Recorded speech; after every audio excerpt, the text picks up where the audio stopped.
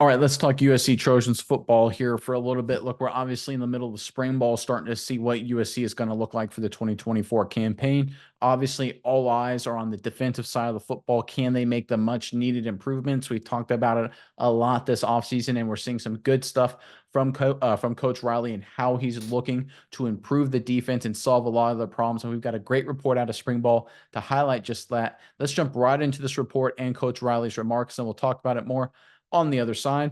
All right, this is from 24/7 Sports. This is again Coach Lincoln Riley. We've talked a lot defensively, but we try to do it on both, talk about offensively and defensively, and really spend a lot of time on fundamentals. We've all talked a lot in the offseason about putting weight on these guys, getting stronger, bigger on the lines of scrimmage. That's one thing. A lot of people equate if you're going to get more physical, you got to get bigger and stronger. Yeah, that's part of it, but the technique and fundamentals of it are just as important. So we've really tried to slow down. I think that's really important, and to be able to really spend time and emphasize the technique and fundamental side with these guys. The report goes on to say USC's defense struggled to even line up with any consistency last season, and it cost them huge chunks of yards and points, obviously, there. All right, so I think this is a great move by Lincoln Riley, slowing things down. I think it's a sign of maturity, and I think will go a long way to helping this USC defense. Miles, I'm curious what your thoughts are, but first, Trojan fans in the comment section below, as we're getting closer and closer to the end of spring ball, and of course, we're going to have summer workouts, fall camp, and then before you know it, we'll be back playing on Saturdays, which leads me directly into my question for you guys. What matchup on the upcoming 2024 season are you looking forward to more than any other? There are a lot of great games that USC is lined up to play, but I'm curious which one in particular you're looking forward to more than any other. Let us know in the comment section below. But Miles, give me your thoughts on this report involving USC and what it means for the Trojans defense. I think this is big. I think it's big for the Trojans, but I think it's big for Lincoln Riley as well to show as his development as a coach. We remember the defense first pledge that he gave Coach D'Anton Lynn earlier in the season. And, he could have just said that. It could have been lip service saying, oh, we're going to take a defensive approach. I'm going to go look at a defensive practice or two here and there at the beginning of the spring ball sessions. I'm going to sit in some defensive meetings. He could have just done that and then gone status quo, done what he does best, high flying, high powered offense, all gas, no brakes all the time. But no, he truly is taking heed to what the other coaches want on the defensive side of the ball, and he's slowing down practice. They're focusing on the fundamentals. They're walking through stuff. They're not always going to be that all gas, no brakes offense, throwing deep bombs every practice. I don't know if that's what they did, but this is what I equate it to as far as they're truly slowing down on practice days early in spring ball to make sure everybody gets everything right. We read the snippet from the article. They consistently didn't line up properly on defense last year. That's the most basic thing that you have to do is get in the proper alignments on the defensive side of the ball to make sure that you don't give up huge chunks of yards and points. That's as basic as it gets. I didn't play college football. I even know that. I mean, that's very easy for somebody to understand. So to show that he is humble enough to take a step back in his coaching career and say, hey, we don't have to do the things that I thought we should be doing all the time. I'm going to listen to my guys on the defense side of the ball, and we're going to focus and take a different approach and really stick to that.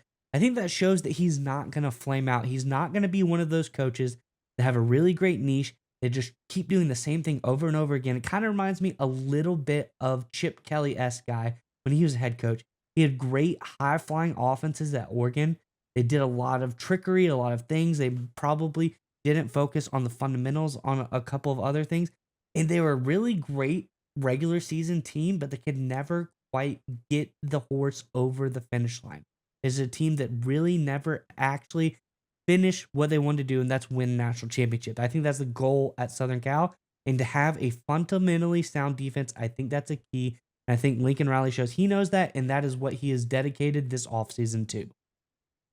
Yeah, I think this reminds me a little bit of now a retired all-time great coach Nick Saban, who around the 2011, 2012 timeframe was noticing a massive shift in college football. Nick Saban, of course, is old school defense, power football, field position, punt, run the football on first, run the football on second, maybe run it on third, right? That's his mentality. That's how he wants to play. He wants to win games, or wanted to win games at Alabama 17-3. He didn't love the idea of teams like Chip Kelly's Oregon squad dropping 50 points on people, winning games 52-35, things like that. Nick Saban hated that. It drove him nuts and made him really frustrated. But what did Nick Saban do?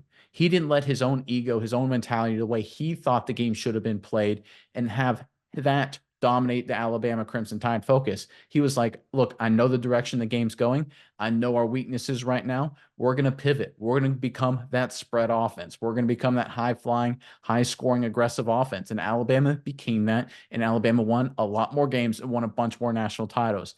One of the things that's forgotten about Nick Saban is his willingness to humble himself and his huge ego about being a defensive coach, a defensive mastermind, run the football, field position defense, throw all of that completely out the door and become a high-flying spread offense, right? He completely changed who he was ideologically as a head football coach. That's exactly what we're seeing from Lincoln Riley here. Lincoln Riley literally made his money as a coach being very similar, again, Chip Kelly, high speed, score a lot of points, no huddle, spread, get on the football, develop quarterbacks, win games 58-52 if you have to.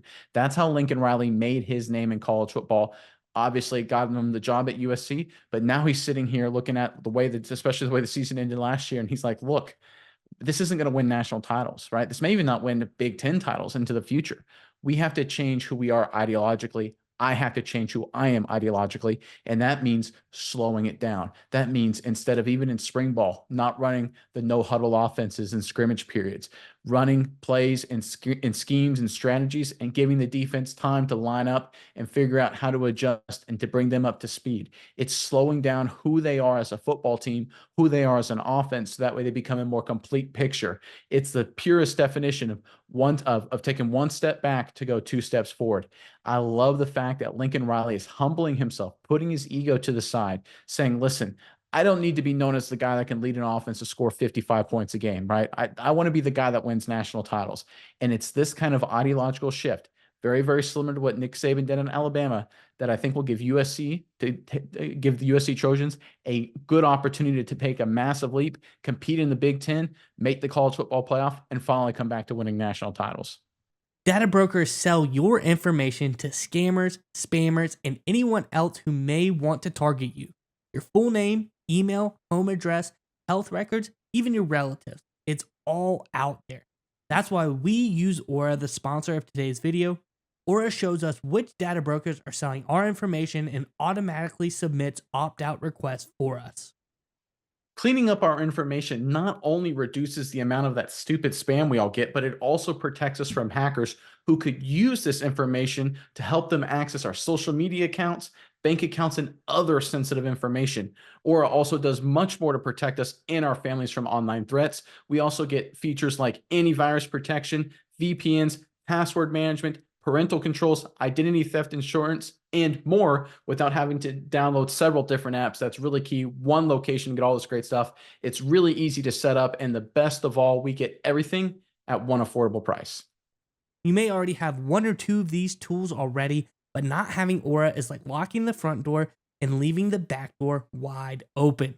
Aura is always on, doing the hard work of keeping us safe so you can focus on other tasks with peace of mind.